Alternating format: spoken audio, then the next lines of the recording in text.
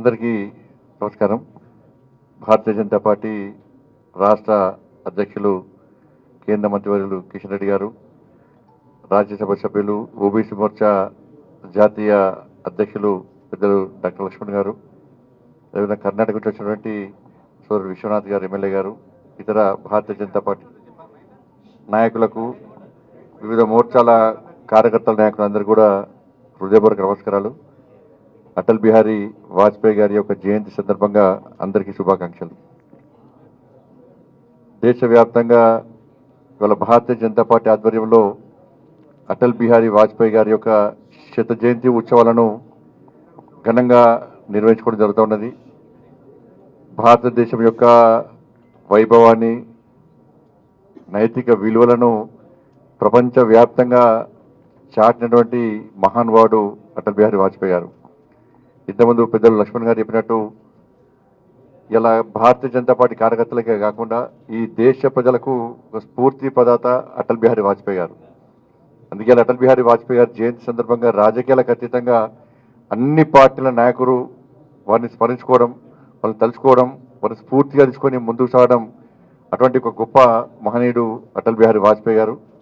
కాబట్టి దేశం యొక్క శక్తిని, సామర్థ్యాలను ప్లస్ అభివృద్ధి విషయంలో కూడా ఒక స్ఫూర్తిదాయకమైన పాత్ర పోషించి రాబోయే తరాలను కూడా ఆలోచించే విధంగా చేసినటువంటి ఒక గొప్ప వ్యక్తి అటల్ బిహారీ వాజ్పేయి గారు. కాబట్టి పోఖ్రాన్ అణుపరీక్ష విషయంలో కానీ, అభివృద్ధి విషయంలో, చతుర్భుజి హైవేస్ విషయంలో, అన్ని విషయంలో కానీ, గ్రామీణ సడక్ యోజన ఈరోజు గ్రామాలకు రోడ్ల సౌకర్యం కల్పించిందంటే అటల్ బిహారీ వాజ్పేయి గారు చూడండి. కాబట్టి పదవులకు ఆశపడకుండా ఇవాళ ఆ పరిస్థితుల్లో ఏఐటీఎంకే జయలలిత గారు మద్దతు ఉపసంహరించుకున్నప్పుడు కూడా ఇతర పార్టీల నాయకులు భారతీయ జనతా పార్టీకి వచ్చి మద్దతు తెలిపే ప్రయత్నం చేస్తున్నప్పుడు కూడా దాన్ని కాదని వాళ్ళ ప్రజల వద్దకే వెళ్తా అని చెప్పి తిరిగి ప్రజా తీర్పు కోరి అధికారంలోకి వచ్చినటువంటి గొప్ప మహనీయుడు అటల్ బిహారీ వాజ్పేయి గారు. కాబట్టి అప్పటి నుంచి ఇప్పటి వరకు కూడా వారిని స్ఫూర్తిగా తీసుకొని మనం ముందు పోతున్నాం. డాక్టర్ శ్యామా ప్రసాద్ ముఖర్జీ, పండిత్ దీన్ దయాళ్ ఉపాధ్యాయ లాంటి ఆ మహనీయుల యొక్క ఆలోచనకు అనుగుణంగా ప్రజాస్వామ్య ఫలాలు అట్టడుగు ప్రజలకు అందాలని చెప్పి ఒక లక్ష్యంతో వారు అయితే పిలుపునిచ్చారో దాన్ని తూచా తప్పకుండా అమలు చేసినటువంటి ఒక గొప్ప వ్యక్తి అటల్ బిహారీ వాజ్పేయి గారు. కాబట్టి ఆ మహనీయుని యొక్క జయంతి వేడుకలను జరుపుకోవడం చాలా సంతోషం. దాంతోపాటు బాబాసాహెబ్ అంబేద్కర్ గారిని స్ఫూర్తిగా తీసుకొని వారి యొక్క ఆలోచనకు అనుగుణంగా కూడా ఈరోజు మనం ముందు పోయే ప్రయత్నం చేస్తున్నాం. కాబట్టి ఇప్పుడు నరేంద్ర మోడీ గారి ప్రభుత్వం ఆనాటి వాజ్పేయి గారి యొక్క పాలనాధ్యక్షతను చూసిన తర్వాత శ్యామాప్రసాద్ ముఖర్జీ, దీన్ దయాళ్ ఉపాధ్యాయ, బాబాసాహెబ్ అంబేద్కర్, అటల్ బిహారీ వాజ్పేయి గారు ఇలాంటి మహనీయులను స్ఫూర్తిగా తీసుకొని ఇప్పుడున్నటువంటి నరేంద్ర మోడీ గారి ప్రభుత్వం ఏ విధంగా అనేక అభివృద్ధి సంక్షేమ ఫలాలు అందిస్తున్నదో మనందరూ తెలిసిందే. ఇవాళ రోడ్ల విషయంలో ప్రతి సంక్షేమ పథకం పేదల యొక్క ఆలోచనను అర్థం చేసుకొని ఎన్నికల్లో ఏ హామీ ఇవ్వనప్పుడు కూడా ప్రజల ఆలోచనలను, ప్రజల కష్టాలను, బాధలు తెలుసుకొని ఏ విధంగా అభివృద్ధిని మనం ముందు తీసుకుపోతున్నామో ఇలా దేశ ప్రజలు ఆలోచిస్తూ ఉన్నారు.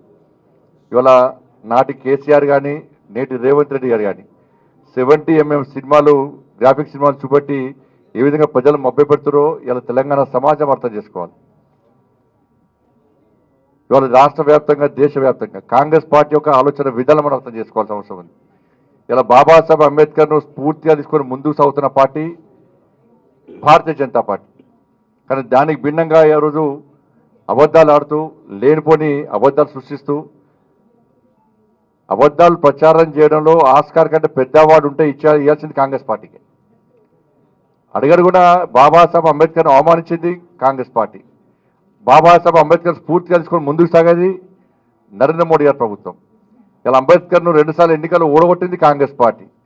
21 మందికి భారతరత్న ఇచ్చారు, నెహ్రూకి ఇచ్చుకున్నారు, ఇందిరాగాంధీకి ఇచ్చుకున్నారు తప్ప ఏ రోజు బాబాసాహెబ్ అంబేద్కర్కు భారతరత్న ఇవ్వాలని చెప్పి ఏ నోడు కూడా ఆలోచించని పార్టీ కాంగ్రెస్ పార్టీ.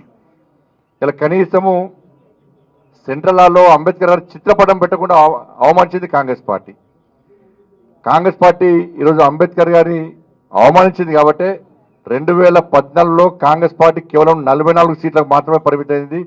దళిత జాతి, ఎస్సీ, ఎస్టీ, బీసీ వర్గాలు ఇవి కూడా కాంగ్రెస్ పార్టీకి మద్దతు తెలియకపోవడం వల్లనే 2014లో కాంగ్రెస్ పార్టీ 44 సీట్ల పరిమితమైంది. 2019లో కాంగ్రెస్ పార్టీ 52 సీట్ల పరిమితమైంది. ఇవాళ మొన్న 99 సీట్ల మాత్రమే పరిమితమైంది. ఇలా కాంగ్రెస్ పార్టీ దాని గురించి గుణపాఠం నేర్చుకోకుండా తిరిగి భారతీయ జనతా పార్టీని దళితులకు వ్యతిరేకమైన ముద్ర వేయడానికి ప్రయత్నం చేయడం చాలా సిగ్గు చేయడం వల్ల ఇవాళ భారతీయ జనతా పార్టీ నరేంద్ర మోడీ గారి ప్రభుత్వం కానీ గతంలో అటల్ బిహారీ వాజ్పేయి గారి ప్రభుత్వం కానీ ఇలా అంబేద్కర్ గారిని స్ఫూర్తిగా తీసుకొని ముందుకు సాగుతున్న పార్టీ భారతీయ జనతా పార్టీ. ఇలా పంచతీర్థాల పేరుతోని వాళ్ళ అంబేద్కర్ యొక్క పంచతీర్థాల పేరుతోని రాబోయే తరాలకు స్ఫూర్తిగా ఏ విధంగా మనం గుర్తుంచుకునే విధంగా చేస్తున్నామో ఆలోచించాల్సిన అవసరం ఉంది. బాబాసాహెబ్ అంబేద్కర్ భారతరత్న ఇచ్చింది భారతీయ జనతా పార్టీ అప్పుడు ప్రభుత్వం, ఎన్డీఏ ప్రభుత్వం. దాంతోపాటు అంబేద్కర్ గారి చిత్రపటాన్ని సెంట్రల్లో పెట్టినటువంటి విషయాన్ని కూడా ఇలా దళిత సమాజం గుర్తుంచుకోవాల్సిన అవసరం ఉంది. దేశంలో 27 మంది ఎంపీలను బీసీ ఎంపీలను మంత్రులు చేసినాం. ఇలా 12 మంది ఎస్సీ ఎంపీలను మంత్రులు చేసినాం. 8 మంది ఎస్టీ ఎంపీలను మంత్రులు చేసినాం. ఇవాళ ఇవన్నీ చేసిన తర్వాత కూడా ఇలా కాంగ్రెస్ పార్టీ చెప్పే విషయాలను దళిత సమాజం కానీ ఎస్సీ ఎస్టీ బడుగు బలైన వర్గాలు ఎవరు గుర్తిస్తలేరన్న విషయాన్ని కాంగ్రెస్ పార్టీ గుర్తించుకోవాల్సిన అవసరం ఉంది. కాబట్టి ఏం ర్యాలీలు చేసినా ఏం చేసినా కూడా ఇలా బడుగు బలైన వర్గాలన్నీ కూడా ఎస్సీ ఎస్టీ బీసీ వర్గాలన్నీ కూడా అగ్రవర్ణాల్లో పేద వర్గాలు కూడా అన్ని కూడా భారతీయ జనతా పార్టీకి నరేంద్ర మోడీ గారికి అండగా ఉంటున్న విషయాన్ని మనం గుర్తించాల్సిన అవసరం ఉంది. కాబట్టి అటల్ బిహారీ వాజ్పేయి గారి యొక్క ఈ 100వ జయంతి ఉత్సవాల సందర్భంగా ఈ సంవత్సర కాలం పాటు నిర్వహించినటువంటి విషయాల్లో కార్యకర్తలు అందరూ కూడా కలిసి ఒక మంచి ఆలోచనతో ముందుకు తీసుకోవాల్సిన అవసరం ఉంది. వాళ్ళ ఆశయాలను సాధించే దిశగా అందరం కార్యోన్ముఖం చేయాల్సిన అవసరం ఉందని చెప్పి మనస్ఫూర్తిగా అందరికీ విజ్ఞప్తి చేస్తూ మరొకసారి అందరికీ శుభాకాంక్షలు తెలియజేస్తూ ముగిస్తున్నాను. భారత్ మాతాకి జై.